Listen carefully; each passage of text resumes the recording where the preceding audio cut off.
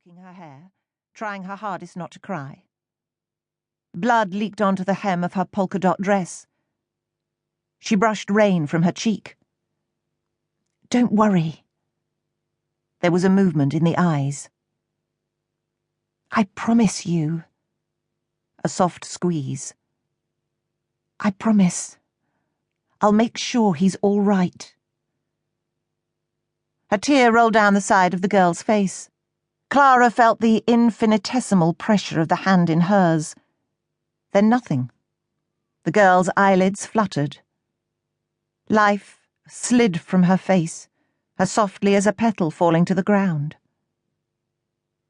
Standing up, Clara entered the apartment building, ran past the lift, and up the dimly lit stone stairwell to the 5th floor. The door, which was sooty, with badly peeling paint, stood ajar. Breath ripping her lungs, her heart jolting with fear, she pushed it and entered.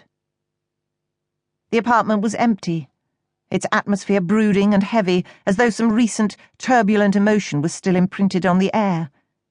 Otherwise, it was exactly as she remembered it. The wallpaper was patterned with muddy florals.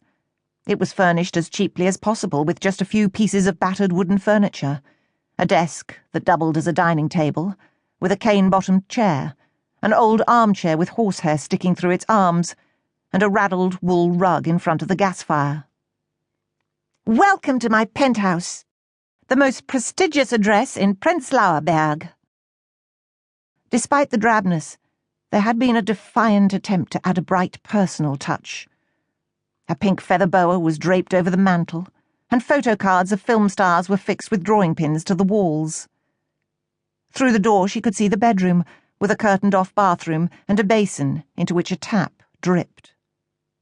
The narrow little bed was made, and a fur-collared coat laid on it, as though ready for a night out.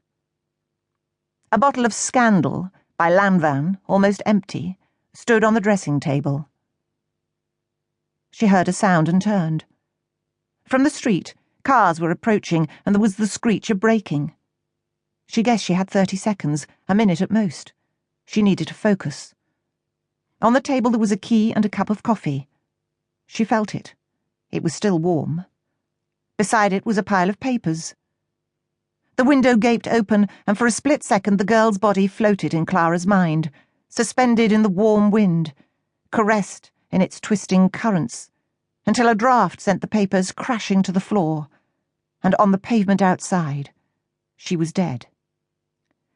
She reached down to pick up the papers and found a postcard, a black and white portrait of Marlene Dietrich as Lola in The Blue Angel. Everyone knew that image. Leg crooked up on a chair, deep lids like seductive shutters over the dark eyes, exuding a haughty sexuality. It was the photograph you found everywhere, in kiosks, in shops, on any street corner. Clara scrutinized it carefully, then slipped it and the key into the pocket of her navy blue Jaeger jacket. Outside, a door slammed. For a second she was paralyzed, prickling with sweaty fear. Then she turned quickly and left the room. Her heels, echoing like gunshots down the stairwell, she slowed to a walk as she exited the front door and headed up the street, steeling herself not to look back at the people gathering around the body, or the policemen who were climbing out of their car and marching officiously towards them. She made her way back up Reicherstrasse, trying to focus on the tall apartments, their wedding cake stucco decorated with scrolly, soot-blackened curlicues, the water tower looming above them at the end of the road like some old castle turret plucked up and dumped there, a medieval absurdity in a city that was getting a fresh taste for the medieval. Clara's head swam, and she made herself concentrate on her breathing. Her breaths were fast and shallow with shock. She tried clenching and unclenching her fists inside her pockets, a technique that had always worked before. But nothing could obliterate the picture from her mind.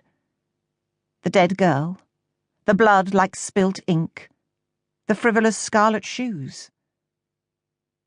Grief, anger, and incomprehension struggled. To keep listening to this audiobook, I've left you a link in the description so you can do it, at no cost thanks to Audible's 30-day free trial.